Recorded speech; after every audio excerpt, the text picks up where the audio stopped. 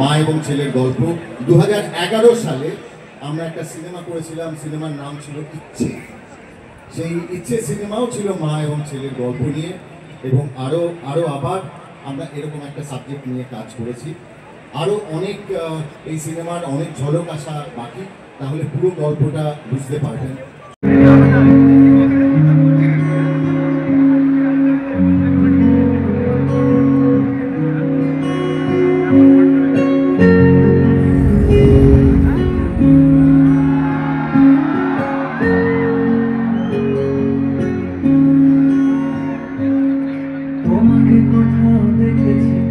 কোথায় দেখেছি যেন তুমি এগিয়ে আসছো আমার দিকে কেন?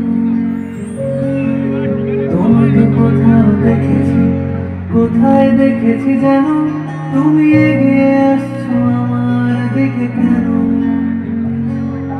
তোমার জন্মদিতে হৃদয়ে ঘন নিয়ে মারা চোখে এক ছুটে। আমাদের মা, আমার মা, আমাদের মায়ের কাছে আমাদের সব উত্তর পাওয়া যায়।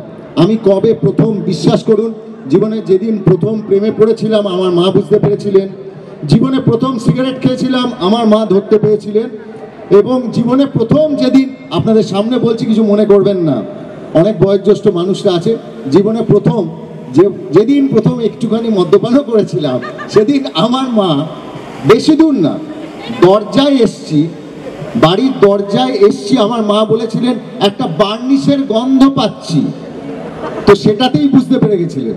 আমি বলেছিলাম আমার মার থেকে বড় গোয়েন্দা আর হয় না। এগ্রি করবেন তো?